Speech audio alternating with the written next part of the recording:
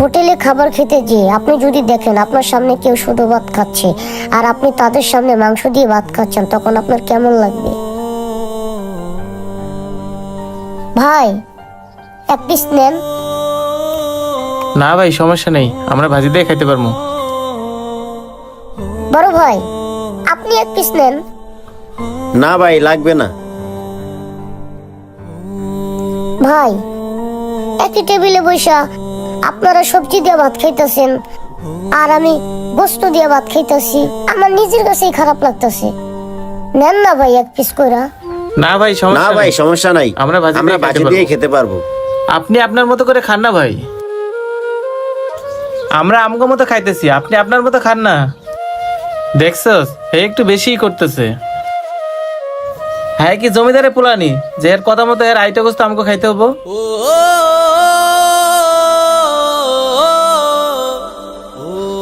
আমগো পকেটে টাকা না থাকতে পারে, হে বলে কি আমরা ফকির রে যে এর খাওয়া গোস্ত আমগো হাতে?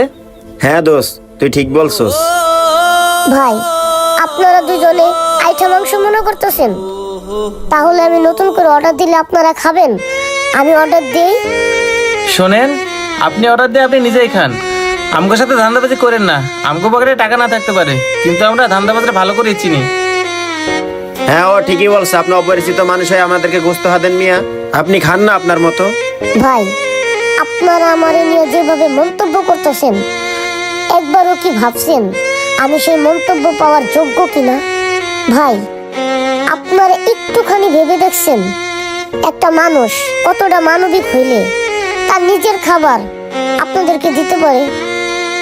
ভাই, আজকে যদি আমার জায়গায় আপনার কোনো ভাই থাকতো, তাহলে কি পারতেন এভাবে অপমান করতে?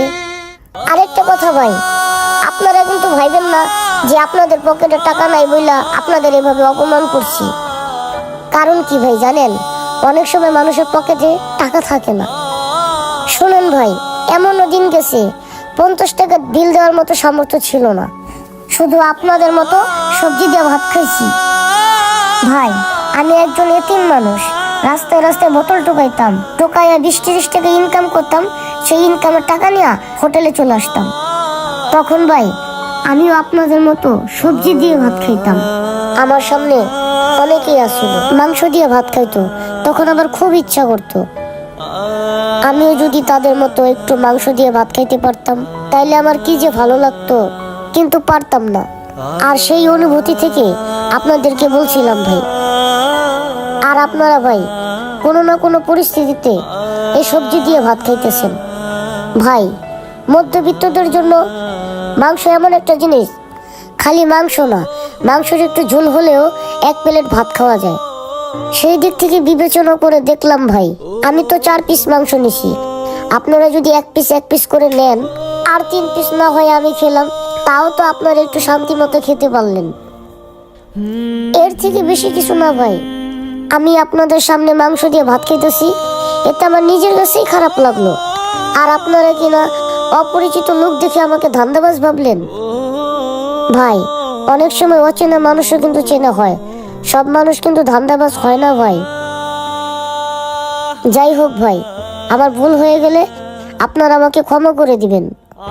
আসলে ভাই, আপনারা আমার যেমনটা মনে করতেছেন, আমি কিন্তু ওরকম খারাপ উদ্দেশ্য করে আপনাদের স্বাধী নাই ভাই। থাক ভাই, মনে কিছু নিয়েন না, খান।